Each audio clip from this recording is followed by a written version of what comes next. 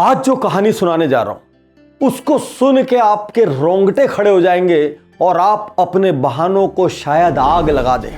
यदि आपकी चमड़ी पतली होगी ना तो आज आपके भीतर के अंग अंग हिल जाएंगे। बाकी मोटी चमड़ी वालों को तो भगवान भी नहीं जगा सका तो डॉक्टर उज्जवल पाठी क्या कर लेंगे। साथियों 1915 में आज का जो कोरिया है उसके गांव में एक बच्चे का जन्म हुआ। उस समय वो गांव जापानीज के कंट्रोल में था और खूब अत्याचार थे चारों तरफ, खूब गरीबी, खूब भूखमरी। एक टाइम खाने को बड़ी मुश्किल से मिलता था और कोई फसल यदि खराब हो गई तो समझो महीनों तक गया। ये युवा परेशान होकर अपने दोस्तों के साथ शहर की ओर निकल पड़ा। न पैसे थे न गाड़ी थी, हजारों मील पैदल चलते रहे ये लोग और एक शहर में पहुंच गए। शहर पहुंचकर हैरान हो गए, अरे शहर ऐसा होता है, इतनी भीड़, इतनी चकाचौंध। और वहां पर एक कंस्ट्रक्शन साइट पे काम करने लगे। उधर घर में पापा परेशान, कहाँ है, घर छोड़ के कहाँ निकल गया। ढूंढते ढूंढते वो शहर पहुंच गए और बच्चों को उठा के वापस ले गए। अब एक बार बच्चों को समृद्धि नजर आ चुकी थी, वो शहर की चकाचौंध नजर आ चुकी थी। वो हर दिन भागने का जुगाड़ लगाते। फाइनली 1 ट्राई, 2 ट्राई, 3 ट्राई, चौथे ट्राई में वो सफल हो गए और अब की बार शहर पहुंचकर एक चावल की दुकान में डिलीवरी बॉय का काम करने लगे। बहुत धीरज से सुनना। आज का ये वीडियो आप उज्जवल पाटनी यूट्यूब चैनल पर देख रहे हैं और दुनिया के कोने कोने से सबसे सक्सेसफुल लोगों की बायोग्राफीज डीप रिसर्च के बाद हम आपके लिए निकाल के लाते हैं।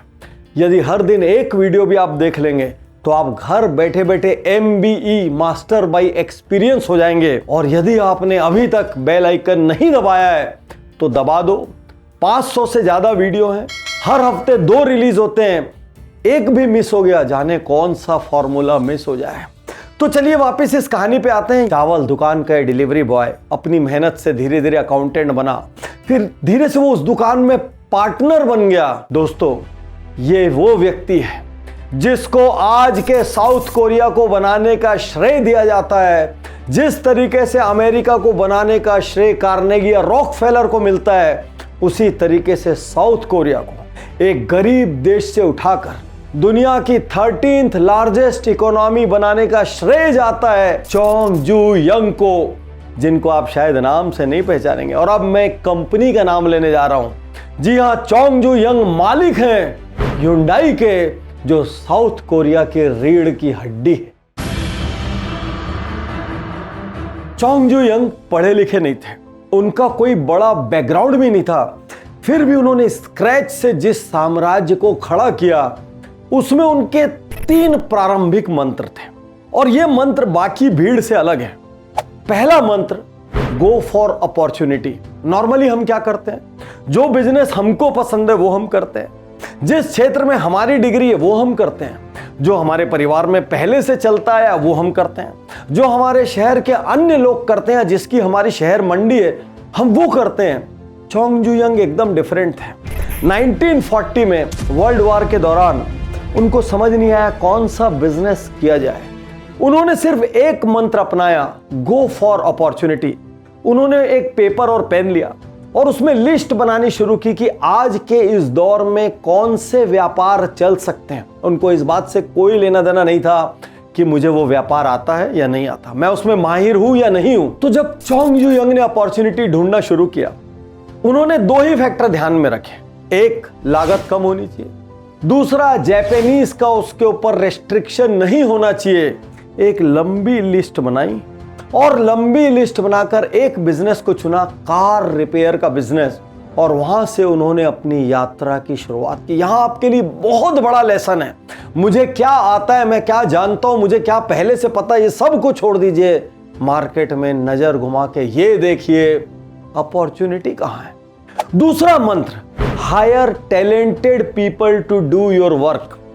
चोंग जू यंग जानते थे जब मैं एक ऐसा व्यापार शुरू कर रहा हूं जिसके बारे में मैं नहीं जानता और उस व्यापार में मुझे एक ऐसी सर्विस देनी है जिसको लोग भुला ना सकें, उन्होंने पहला निर्णय लिया, मेरे यहां कोई भी हल्का आदमी काम नहीं करेगा। और डे 1 से सिर्फ टैलेंटेड और क्वालिटी पीपल को उन्होंने लेना शुरू किया। इससे उनके यहाँ का इकोसिस्टम क्वालिटी था, उनका प्रोडक्ट क्वालिटी था, उनकी सर्विसेज क्वालिटी थी। मान लीजिए उन्होंने कार रिपेयर बिजनेस शुरू किया, उनको कोई अकल नहीं थी इसके बारे में, लेकिन जब उन्होंने टैलेंटेड लोगों को अपना लिया तो देखते ही देखते कार रिपेयर के उनके बिजनेस ने बाकी लोगों को पछाड़ दिया। तो यहां आपके लिए बड़ा सवाल है, आपके यहां क्वालिटी वाले लोग हैं या औसत लोग हैं? औसत लोगों की भीड़ कितनी भी रख लीजिए, प्रोडक्ट मीडियोकर ही निकलेगा।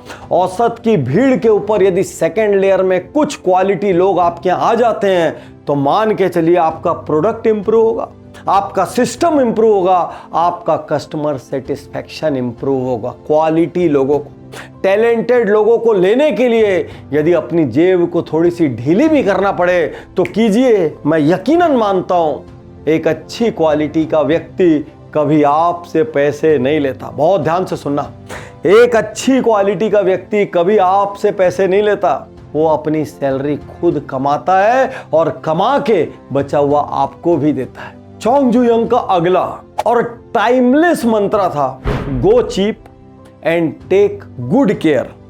यहां पर चोंग जुयंग बहुत क्लियर थे, यदि मैं मार्केट में आके ज्यादा प्रॉफिट कमाने की सोचूंगा मुझे कंपटीशन फेस करना पड़ेगा।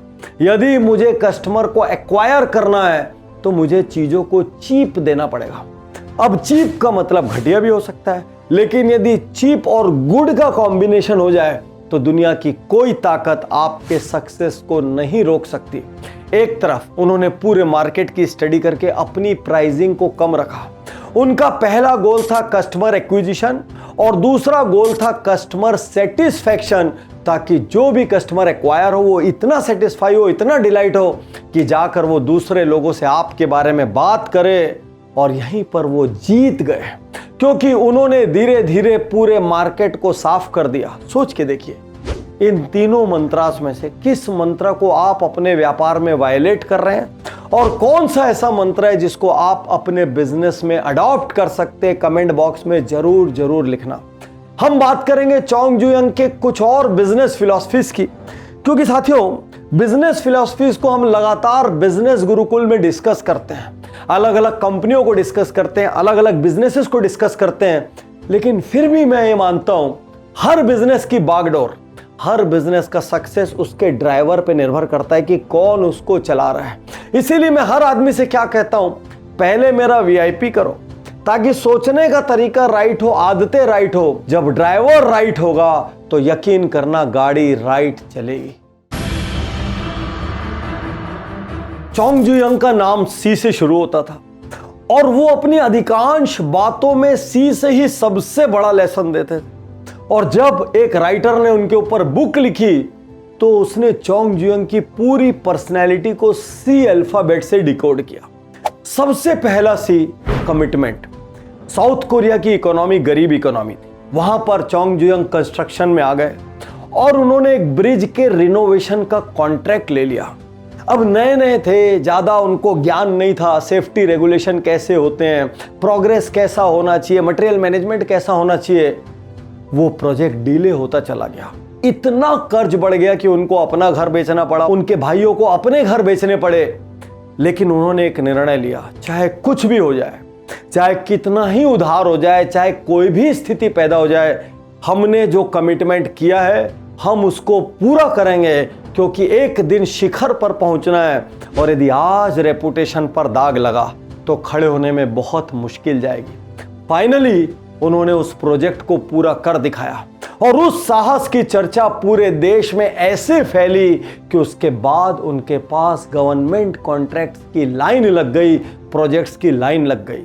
एक बड़ा सवाल आपके सामने, क्या आप अपने बायर से, अपने कस्टमर से जो कमिटमेंट करते हैं उसको पूरा करते हैं, या आप क्षणिक लाभ के लिए अपना कमिटमेंट तोड़ देते हैं? क्या आप अपने चैनल पार्टनर से जो कमिटमेंट करते हैं, यहां तक कि अपने स्टाफ से जो कमिटमेंट करते हैं, क्या उनको पूरा करते हैं, या परिस्थितियां बदलते ही आप कमिटमेंट तोड़ देते हैं? क्योंकि वो कमिटमेंट नहीं होते जो परिस्थिति बदलने पे बदल जाएं। कमिटमेंट वो होते हैं जो चाहे कैसा भी मौसम रहे अपनी जगह पर अड़िग होकर खड़े रहें। यदि बड़ी साख चाहिए, यदि लॉन्ग टर्म साख चाहिए, यदि लोगों के दिलों को जीतना है, तो तो याद रखिए, रतन टाटा जी जैसा कमिटमेंट और रतन टाटा जी जैसा ट्रस्ट आपको एक्वायर करना पड़ेगा। चोंग जू योंग की पर्सनैलिटी को डिफाइन करने के लिए एक और सी बड़ा इंपॉर्टेंट रोल अदा कर सकता है, वो है candoism, the belief that you can do it. दुनिया में बड़े बड़े चमत्कार बिलीफ से होते हैं। कोई चीज जो आज सामने नहीं दिख रही हो, उस सपने के लिए दौड़ना, उस पर डटे रहना बिलीफ है। Hyundai ने कार के मार्केट में प्रवेश किया, फोर्ड से टाई अप किया। योंग चाहते थे Hyundai दुनिया भर में फैले। फोर्ड नहीं चाहती थी कि Hyundai कोरिया से बाहर निकले। जब फोर्ड ने देखा कि Hyundai के सपने को रोक नहीं सकती, तो फोर्ड ने चालाकी की। उसने कॉन्ट्रैक्ट को टर्मिनेट कर दिया। यहां पर कोई और होता तो हिल जाता। साउथ कोरिया इतना सा देश, कहां से वो टेक्नोलॉजी लाते। लेकिन योंग जिद्दी थे। उन्होंने बोला कोई और कर सकता है तो मैं भी कर सकता हूं। गजब का कैंडोइज्म था उनमें। उन्होंने तुरंत बाहर निकलकर यूरोपियन इंजीनियर्स के साथ टाई अप किया और देखते ही देखते कोरिया के बाजार में पोनी उतार दी और इतनी सक्सेसफुल हुई कि कोरिया में बिकने वाली हर 10 में से 4 कार पोनी होती थी। फाइनली फिर से उन्होंने अपने ग्लोबल सपनों को हवा दी। जिद्दी आदमी को कोई नहीं रोक सकता। और अमेरिका के कार मार्केट में उतरने की सोची। जब अमेरिका के कार मार्केट में उतरे तो पोनी फेल हो गई। वहां पर तुरंत उन्होंने दूसरी कार बनाई जिसका नाम था एक्सेल। वो वहां पर अच्छी चल रही थी, लेकिन लोगों के दिमाग में इमेज कैसी थी, यार गरीब कार है, हल्की कार है, सस्ती कार है। उन्होंने ठान लिया एक दिन मैं अमेरिकन बाजार में सम्मान जरूर पाऊंगा। जिद्दी थे, कैंडोइज्म था और फाइनली हर दिन अपनी कार को वो बेटर करते चले गए। उन्होंने एक दिन किया मोटर्स को भी एक्वायर कर लिया।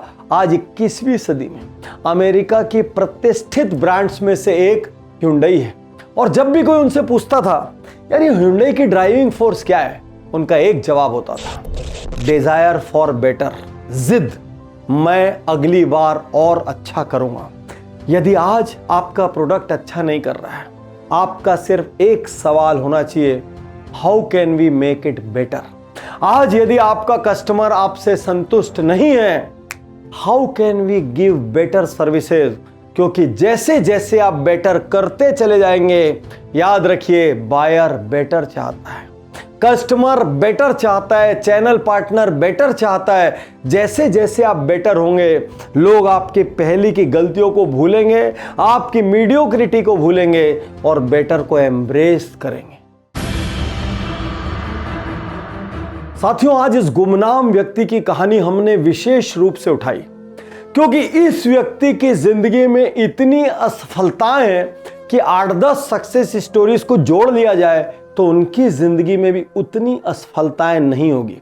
ऐसा कोई माइनस पॉइंट आप नहीं निकाल सकते जो चोंग जू योंग की जिंदगी में ना रहा हो। और उसके बाद उन्होंने क्या बिल्ड किया, एक पूरा देश बिल्ड किया। और एक कंपनी नहीं, इन्होंने 42 कंपनीज बनाई। Hyundai IT, Hyundai Infra, Hyundai Elevators, दुनिया की सबसे बड़ी शिपिंग कंपनीज में से एक बनाई, सबसे बड़ी कार कंपनीज में से एक बनाई। इस व्यक्ति की कहानी हमको यह सिखाती है, जिंदगी में कितना भी माइनस हो, उसके बाद भी सफलता की कहानियां लिखी जा सकती है। और फिर से सिर्फ 2 लेसन दोहरा के इस केस स्टडी को यहां खत्म करूंगा और इस गुमनाम व्यक्ति का नाम आज आपके सामने लाया। मुझे खुद पर गर्व है, अपनी टीम पर गर्व है। First, desire for better. आप जो भी कर रहे हैं, महज ये सोचिए मैं इसको थोड़ा सा इंप्रूव कैसे कर सकता हूं। Second, embrace failures but move on. Failure आएंगे, गले लगाइए, आगे बढ़ते चले जाइए। दिक्कत तब है जब हम फेलियर को गले से नहीं दिल से लगा लेते हैं और अपने घर में बैठ जाते हैं। उस फेलियर का दंश इतने अंदर तक ले लेते हैं, उसके बाद उठ के खड़े नहीं हो पाते। शुक्रिया, धन्यवाद, थैंक यू। मैं तैयार हूं, मैं तैयार